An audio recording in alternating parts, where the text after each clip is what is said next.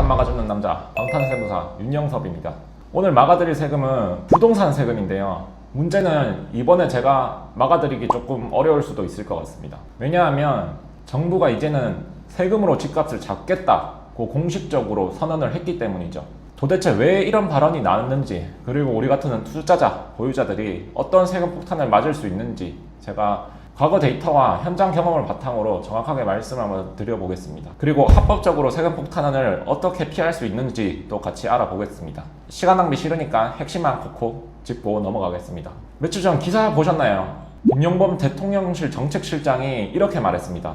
집값 잡는데 세금 안 쓴다는 건 오산이다. 이 발언은 2025년 8월 20일 용산 대통령실 청사 기자간담회에서 나온 공식 발언입니다. 개인 의견이 아니고 정책 신호라고 보셔야 되는 거죠. 앞으로 정부가 세금 카드를 꺼낼 수도 있다라는 뜻입니다. 여기서 제가 늘 말씀드리죠. 몸이 아프면 반드시 전조 신호가 있어요. 지금 이 발언 자체가 바로 그 전조 신호고요. 실제로 일부 전문가들은 추석 전후로 강력한 부동산 대책이 추가로 나올 수 있다 이렇게 보고 있습니다. 그러니까 정부 관료의 단순한 말이 아니고 시장에 보내는 일종의 시그널이라고 생각하시면 됩니다. 이재명 대통령은 후보 시절에 분명히 이렇게 말했죠. 세금으로 집값 잡는 일은 하지 않겠다. 당시에 했던 발언을 많은 국민들이 지금까지도 이제 기억을 하고 있는 거죠.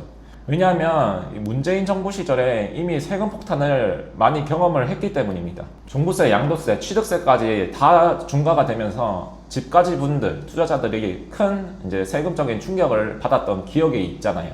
그래서 이번엔 다르다라는 기대 속에서 이재명 후보의 그 공약이 이제 마음에 와닿았던 겁니다. 근데 지금 와서 정책실장이라는 사람이 정반대 이야기를 하고 있는 겁니다. 세금 안 쓰는 건 오산이다. 수단이 제한돼서는 안 된다. 이렇게 말을 한 거죠. 저는 이런 상황에서 늘 같은 말을 드립니다. 또 속냐? 말이 바뀔 때마다 국민들은 불안해집니다. 시장의 예측 가능성이 무너지고 투자자들도 대응 전략이 세우기가 정말 힘들어지죠. 특히 집값 문제는 민감하기 때문에 정책 일관성이 무너지면 시장은 더 크게 요동을 치게 됩니다.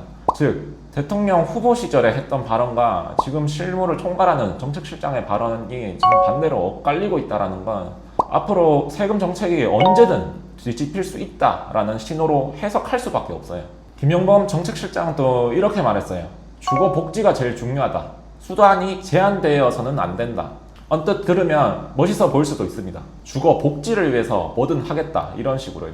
근데 세무사의 눈으로 또 정책 신호라는 관점에서 이 발언을 해석하면 사실 좀 다르게 받아들여집니다. 수단이 제한돼서는 안 된다. 이 말은 곧 공급 대책만으로는 한계가 있다는 걸 스스로 인정을 한 거예요. 지금 정부가 준비 중이라는 공급책이 시장에서 통하지 않으면 세금이라는 강력한 수요 억제 카드를 꺼내겠다라는 시그널이 되는 겁니다. 여기서 말하는 세금은 단순히 보유세 하나만 의미하는 건 아니고요. 취득세, 보유세 중에서는 특히 종부세, 양도세까지 전부 다 포함하는 개념입니다. 취득세는 이미 중과가 끝까지 한계까지 와 있어서 추가 인상될 여지가 적지만 보유세는 공정시장 가액 비율만 건드려도 실질적으로 증세 효과를 낼 수 있습니다. 그리고 마지막으로 양도세는 현재 2026년 5월 유예가 끝나는 순간에 자동으로 중과 규정이 부활을 하게 되죠. 즉 지금 이 발언은 우리가 원하면 그 시점을 앞당길 수도 있다라는 신호로 읽히는 거죠. 여러분, 정책은 항상 말 한마디에서 방향이 드러나는 겁니다. 특히 세금 정책은 더 심하고요. 정책실장이 굳이 기자들 앞에서 수단이 제한되어서는 안 된다라고 못 박은 거는 앞으로 집값이 잡히지 않으면 세금 강화도 얼마든지 할 수 있다라는 걸 미리 깔아두는 거라고 보셔야 합니다. 결국 시장은 이렇게 해석할 수밖에 없죠. 공급책이 효과가 없으면 세금으로 수요를 눌러버리겠구나, 세금 대책 나오겠구나 이렇게 받아들일 수밖에 없습니다. 네, 그리고 현 정부의 정책 기조를 좀 같이 알아보면 정부는 지난 6월에 627 대책을 발표를 했죠. 핵심 내용은 주택담보대출 한도를 이제 6억으로 제한을 한 것인데, 근데 이게 발표되고 불과 하루 만에, 영업시간으로 따지면 거의 12시간 만에 바로 시행이 됐습니다. 은행 창구에서 미처 대출 절차를 밟지도 못한 분들, 그리고 혹은 재건축이나 갈아타기 준비하시던 분들도 큰 혼란이나 피해를 받았죠. 어제까지는 가능했는데 오늘부터 안 된다, 이런 상황이 벌어진 겁니다. 물론 정부 입장에서는 빠르게 결단을 내렸다라고 포장할 수도 있어요. 근데 현장에서 제가 세무사로서 느낀 점은 정책이 너무 전격적으로 시행이 되면서 시장의 불확실성을 키운 영향이 조금 더 크지 않았나라고 개인적으로 생각을 합니다. 결과는 어땠느냐요? 수도권 집값 상승률은 잠깐은 둔화가 됐죠. 대출 한도를 묶으니까 당연히 매수세가 잠깐 위축되기는 했습니다. 근데 근본적인 문제, 공급 부족은 사실 전혀 해결이 되지 않았어요. 결국 상승세 자체는 꺾지는 못했고 시장에서는 일시적인 진통일 뿐 결국 다시 오른다라는 전망이 사실은 우세합니다. 그래서 지금 정부가 또 새로운 공급 대책을 준비 중이기는 합니다. 김용범 정책실장 말에 따르면 부처 간 협의가 거의 마무리 단계라고 하기도 하고요. 근데 여기서 중요한 포인트가 있습니다. 만약 이 공급 대책이 효과가 없다? 그 순간 바로 이제 세금 카드 꺼내질 수 있다는 거죠. 부동산 시장은 정부 발표 하나에 크게 출렁입니다. 특히 공급으로 잡겠다라는 말은 좋게 들리기는 하지만 현실적으로는 시간이 오래 걸립니다. 3기 신도시만 봐도 사실 발표는 요란했지만 아직도 이제 제대로 진행이 안 되고 있잖아요. 단기간에 집값 누를 수 있는 가장 빠른 방법은 결국 세금입니다. 그래서 이번 정책실장의 발언은 단순한 언급이 아니고 공급이 안 통하면 세금으로 수요 눌러버리겠다라고 신호를 공식적으로 준 겁니다. 결국 시장은 이미 이렇게 받아들이고 있습니다. 새로운 공급책은 별 효과가 없을 거다. 결국 세금 강화가 뒤따를 거다. 그럼 지금부터 이 김용범 정책실장이라는 사람이 어떤 생각, 어떤 정책으로 이런 발언을 했는지 과거 데이터를 같이 좀 알아보겠습니다. 김용범 정책실장이 사실 이번 발언은 처음이 아니죠. 이미 2020년도 코로나 시기 때도 이제 비슷한 행보를 한 적이 있습니다. 그때 당시에는 기획재정부 1차관이었고 전례 없는 경제 위기 속에 정부가 꺼낸 카드는 135조 원 규모 이제 금융시장 안정 패키지였죠. 발표 당시를 좀 떠올려 보면 나라 곳간이 텅 비었더라도 일단 불부터 끄자라는 분위기가 강했습니다. 물론 이건 전 세계적인 기조이기는 했습니다. 기업 대출 보증, 이제 채권 매입, 금융기관 유동성 공급, 온갖 이제 수단을 총동원해서 시장이 마비되지 않도록 막아냈습니다. 이런 이유로 언론에서는 김용범을 이제 재정 소방수라고 불렀습니다. 불길이 번지면 무조건 물을 퍼부어서라도 꺼야 된다라는 접근이었죠. 실제로 단기적으로 효과는 있었습니다. 근데 문제는 그 후폭풍이었죠. 불은 껐는데 퍼부은 물 때문에 집이 다 젖어버린 거죠. 그때부터 국가 채무가 급증하기 시작했죠. 2020년 한 해에만 국가 채무가 100조 원 넘게 불어났고 그 여파는 사실 지금까지도 이어지고 있습니다. 경제학자들 사이에서도 단기 위기 대응은 성공했지만 장기적으로 나라 곳간 구멍을 냈다라는 평가가 있기도 해요. 그래서 김용범 정책실장이라는 사람은 두 개의 별명이 따라붙습니다. 하나는 재정소방수, 이제 위기 때 불을 잘 끄는 재정소방수고, 또 나머지 하나는 재정중독자, 위기만 닥치면 세금을 풀어서 해결하는 재정중독자라는 두 가지의 별명이 있습니다. 그리고 작년 10월 김용범 정책실장이 유튜브에 나와서 이런 발언을 했습니다. 먼저 위기를 어떻게 진단했냐면 지금 한국 경제는 고금리, 고물가, 저성장이라는 이제 3중고에 직면해 있고 이 위기를 그냥 두면 더 큰 위기가 온다. 그래서 지금은 재정을 적극적으로 써야 한다고 강조를 했습니다. 그 사람이 보는 재정 투입은 단순한 경기 부양이 아니죠. 금융 불안, 산업 위축을 막기 위한 안전판, 기본판 역할이라고 설명을 합니다. 그리고 재정은 위기 때 쓰라고 있는 것이라는 논리를 계속 강조를 하죠. 그리고 이런 입장은 계속 일관성이 있는데요. 코로나 시절 이제 기재부 1차관으로 있을 때 정부가 적극적으로 돈을 써야 한다는 입장을 그대로 이어가고 있는 거예요. 국가 채무에 대한 생각도 이제 인터뷰에서 잘 드러났는데 국가 채무가 늘어나는 건 사실이다. 하지만 지금은 재정 건전성보다도 당장 위기 극복이 더 시급하다. 즉 단기적으로 빚이 좀 늘더라도 지금 불 끄는 게 우선이라는 겁니다. 그리고 정책 우선순위도 밝혔는데 청년과 서민의 주거 문제, 일자리 문제에 방점을 두고 기업 경쟁력은 이제 상대적으로 비중을 좀 덜 두는 그런 모습이죠. 그리고 중요한 포인트가 하나 더 있습니다. 세금을 통한 수요 억제를 완전히 배제하지는 않고, 즉 부동산 시장 안정 대책에서 필요하다면 언제든지 세금 카드를 쓸 수 있다라는 가능성을 항상 열어두긴 했습니다. 정리하면 김용범 정책실장은 국가가 재정을 아끼지 말고 적극적으로 돈을 풀어야 된다라는 철학을 꾸준히 유지하고 있는 걸 이제 유튜브 발언에서도 다시 한 번 더 확인을 할 수 있었던 거죠. 그리고 2025년에 한겨레랑 인터뷰한 내용이 있는데요. 그때 이런 말을 했습니다. 재정은 국가의 근육이다. 위기가 올 때 움츠리면 안 된다. 언뜻 들으면 멋있어 보일 수도 있습니다. 근데 결국 그 말은 반대로 뒤집어서 생각하면 필요하면 얼마든지 세금을 풀겠다는 겁니다. 즉 증세를 하겠다는 거죠. 주거복지나 시장 안정이라는 이름으로 국민들 세금을 끌어다 쓰겠다라는 생각이 있는 겁니다. 세무 현장에서 이런 철학을 가진 사람 밑에서는 세금 정책이 항상 강화가 됩니다.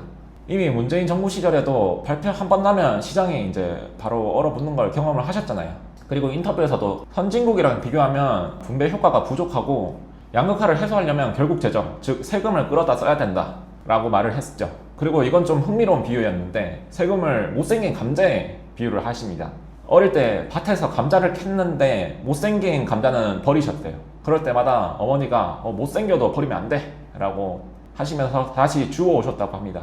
그리고 이거를 그대로 세금에 적용을 하시는데 세금은 못생겨도 울퉁불퉁해도 가급적 손대지 말고 그냥 걷어야 한다 이렇게 말씀을 하십니다. 결국 묘지는 이겁니다. 세금이 비효율적이거나 불합리해 보여도 건드리지 말고 계속 걷겠다라는 뜻이죠. 정리하면 김용범 정책실장은 위기만 닥치면 재정을 풀어야 된다라는 철학을 가진 사람이에요. 이번 발언도 결국 그 연장선에 있는 거고, 만약에 부동산 공급 대책이 실패하면 세금으로 집값 잡고 그 세금은 이제 증세를 하겠다라는 거죠. 즉 보유세, 양도세, 강화카드가 다시 부활할 수도 있다고 보셔야 되는 겁니다. 그럼 저희 입장에서는 과연 이제 어떻게 대비를 해야 될까요?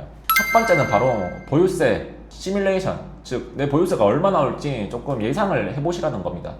현재 종부세 공정시장가액 비율이 60%입니다. 근데 이 비율을 70%, 80%로 올리면 세율은 그대로인데 세부담을 실질적으로 더 증가시킬 수 있죠. 예를 들어 20억짜리 아파트를 가진 분이라면 비율이 60%일 때랑 80%일 때 세금 차이가 수백만 원 이상이 날 수 있습니다. 그래서 미리 시뮬레이션을 돌려보라는 말씀을 드리는 겁니다. 내 현금 흐름에서 매년 얼마를 더 지출해야 할지, 감당 가능한 수준인지를 점검을 하셔야 되는 거고요. 그리고 두 번째는 양도세 타이밍 전략을 새로 짜라는 거예요. 양도세 다주택자 중과 유예는 2026년 5월 종료 예정이죠. 근데 만약 연장이 안 된다면 그 시점 이후부터는 다시 다주택자 중과세율이 부활하고, 그리고 장기보유 특별공제도 같이 적용을 못 받는 거죠. 즉 세금이 수천에서 수억까지 또 더 늘어날 수 있는 상황인 겁니다. 따라서 이제 매도 계획이 있으신 분들은 2025년 말, 2026년 초에 이제 전략을 다시 한번 세우셔야 합니다. 연장이 될 거다라는 기대만 의존하면 안 되죠. 유예가 끝날 때랑 아닐 때 두 가지 경우를 모두 계산을 각각 해보고 의사결정을 하시는 게 합리적인 의사 판단이라고 생각을 합니다. 그리고 세 번째는 증여 상속 타이밍을 조금 앞당기는 것도 방법이라고 생각을 해요.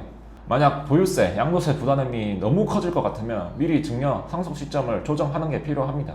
예를 들어 이제 2026년에 이제 앞에서 말씀드린 뭐 종부세 부담이나 양도세 부담이 급격히 늘어날 걸 예상한다면 그 전에 자녀에게 사전 증여를 하거나 아니면 뭐 저가 양도를 하는 게 더 유리할 수도 있죠. 그리고 뭐 혹은 뭐 법인을 활용해서 세율 구조를 다르게 가져갈 수 있는 것도 방법이고요.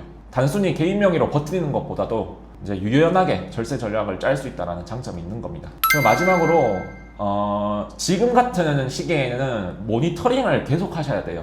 세금 정책은 예고 없이 발표되고 이 6.27 대책 보셨죠? 바로 다음 날부터 바로 시행이 됩니다. 6.27 대책도 불과 12시간 만에 바로 시행이 됐죠. 따라서 국토부, 기재부 보도자료, 세법 개정안을 반드시 체크를 하셔야 돼요. 요즘은 투자자 단톡방이나 카톡방에서 정보가 워낙 빠르게 공유되니까 거기서라도 이제 놓치지 않고 계속 트래킹을 하셔야 됩니다. 정책 변화가 나오면 곧바로 시뮬레이션하고 대응 전략을 이제 수정을 해야 되는 거죠. 결론은 이겁니다. 김용범 정책실장이라는 정부 관료가 이제 증세를 더 할 거야, 살인 예고를 보내놓은 상황이고, 이 시그널을 저희는 예민하게 받아들여야 된다라는 겁니다. 양도세는 2026년 5월 전후로 전략을 다시 세우시고, 필요하면 이제 상속 증여 시기도 좀 당기시고, 법인도 활용을 하시고, 그리고 모니터링도 계속 하셔라 라는 겁니다. 이렇게 해야 이제 그나마 이런 시기에서 세금 폭탄을 미리미리 피할 수 있는 거죠. 그리고 제가 끝까지 도움 받는 데까지 방탄 역할을 계속 해보겠습니다. 오늘은 솔직히 조금 무겁고 불편한 얘기를 드렸는데요.